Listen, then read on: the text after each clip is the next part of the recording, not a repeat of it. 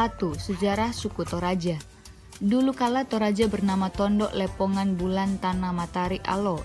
Tondok berarti negeri, Lepongan berarti bulatan atau kesatuan, Bulan berarti bulan, Tanah berarti negeri, Matarik berarti bentuk, dan Alo yang berarti matahari.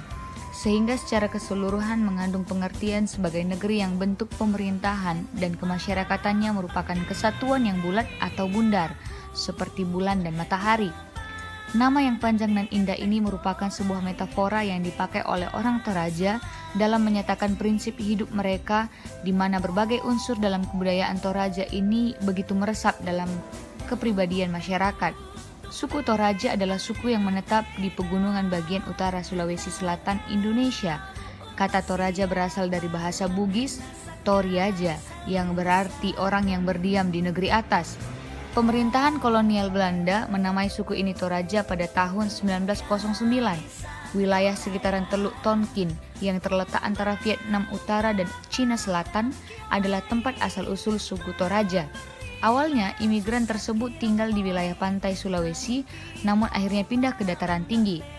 Sejak abad ke-17, Belanda mulai menancapkan kekuasaan perdagangan dan politik di Sulawesi melalui VOC. Selama 2 abad Sulawesi Tengah, tempat di mana suku Toraja tinggal, diacuhkan karena sulit dicapai dan hanya memiliki sedikit lahan yang produktif. Pada akhir abad ke-19, penyebaran Islam di Sulawesi Selatan berkembang secara pesat di Sulawesi Selatan, khususnya suku Makassar dan Bugis, sehingga Belanda menjadikan Sulawesi Selatan suatu target untuk dikristenkan. Sejarah inilah yang menjadi awal persebaran suku Toraja. Lokasi persebaran suku Toraja. Sulawesi Selatan memiliki 4 kelompok etnis utama, yaitu suku Bugis atau meliputi pembuat kapal dan pelaut, suku Makassar atau pedagang dan pelaut, ada suku Mandar atau pedagang pembuat kapal dan pelaut, dan suku Toraja atau petani di dataran tinggi. Populasi masyarakat Sulawesi Selatan diperkirakan sekitar 1 juta jiwa dengan sekitar 500.000 diantaranya masih tinggal di Kabupaten Tanah Toraja, Kabupaten Toraja Utara, dan Kabupaten Mamasa. Sisanya hidup merantau dan bekerja di luar wilayah Tanah Toraja. Ibu kota Kabupaten Tanah Toraja adalah Makale, dan sebelum pemekaran, kabupaten ini memiliki wilayah 3,203 km dan berpenduduk sebanyak 285,867 jiwa pada tahun 2019. Yang ketiga, bahasa. Bahasa Toraja adalah bahasa yang dominan di Tanah Toraja dengan Sa dan Toraja sebagai dialek.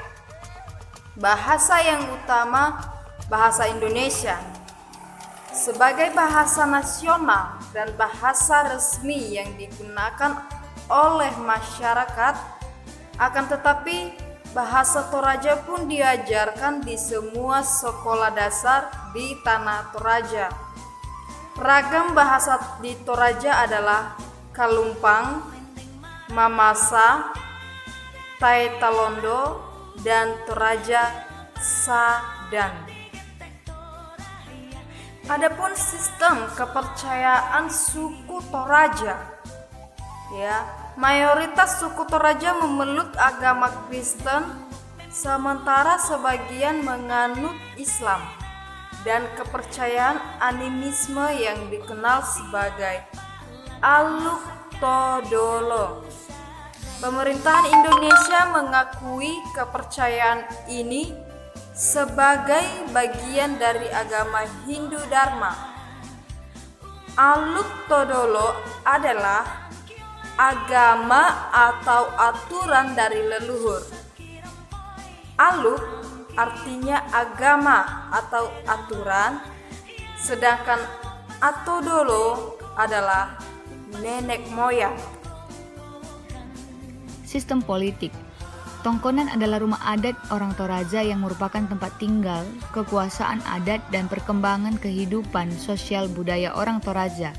Rumah Tongkonan memiliki beberapa fungsi antara lain, pusat budaya, rumah pusat pembinaan keluarga, pembinaan peraturan keluarga dan meliputi segala aspek kehidupan, termasuk sebagai tempat rumpun keluarga dalam melaksanakan upacara-upacara yang berkaitan dengan sistem kepercayaan, sistem kekerabatan, sistem kemasyarakatan, dan juga sebagai tempat membicarakan dan memutuskan aturan-aturan dalam masyarakat yang mengatur hubungan interaksi sosial.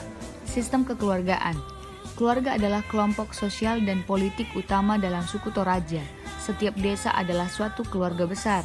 Setiap tongkonan memiliki nama yang dijadikan sebagai nama desa, keluarga ikut memelihara persatuan desa. Pernikahan dengan sepupu jauh, yaitu sepupu keempat dan seterusnya adalah praktik umum yang memperkuat hubungan kekerabatan. Suku Toraja melarang pernikahan dengan sepupu dekat, yaitu sepupu sampai ketiga, kecuali untuk bangsawan. Hubungan kekerabatan berlangsung secara timbal balik dalam arti bahwa keluarga besar saling menolong dalam pertanian, berbagi dalam ritual kerbau, dan saling membayarkan utang. Setiap orang menjadi anggota dari keluarga ibu dan ayah. Anak dengan demikian mewarisi berbagai hal dari ibu dan ayahnya, termasuk tanah dan bahkan utang keluarga. Nama anak diberikan atas dasar kekerabatan dan biasanya dipilih berdasarkan nama kerabat yang telah meninggal. Falsafah hidup orang Toraja. Orang Toraja di mana sangat menjunjung tinggi 3 pucuk kehidupan yang memiliki timbal balik, yakni yang pertama, Talu Lolona yang terdiri dari Lolo atau yang artinya manusia. Kemudian yang kedua, Lolo Tananan artinya tanaman, dan yang ketiga, Lolo Patuoan yang artinya hewan. Sehingga Talu Lolona dapat diartikan sebagai relasi harmonis dan saling timbal balik antara sesama makhluk ciptaan Tuhan, yaitu manusia, tanaman, dan hewan yang harus dipelihara.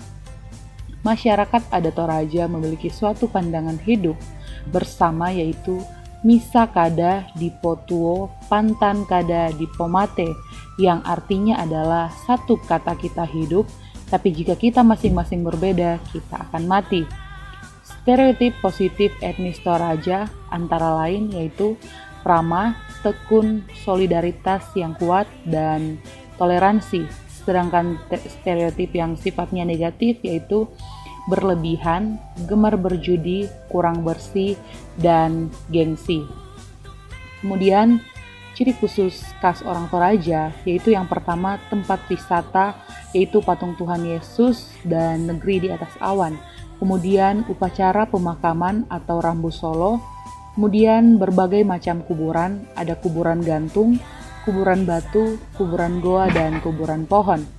Selanjutnya adu kerbau atau Ma Pasilangga Tedong adalah sebuah tradisi di Toraja sejak dari nenek moyang yang tetap dilestarikan sebagai salah satu bagian dari rambu solo.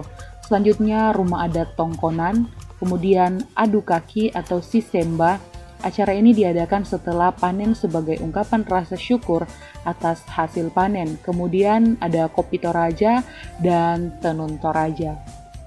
Selanjutnya makanan khas orang Toraja. Ada beberapa, yang pertama yaitu pantolo bale atau ikan. Kemudian papiong, manuk, ayam. Kemudian pantolo duku, daging babi. Kemudian balo atau tua, kapurung, depatori. Itulah makanan-makanan khas orang Toraja. Metode untuk menjangkau suku Toraja. Yang pertama, kita harus bergaul dan mengetahui latar belakang suku mereka, beradaptasi dengan budaya mereka.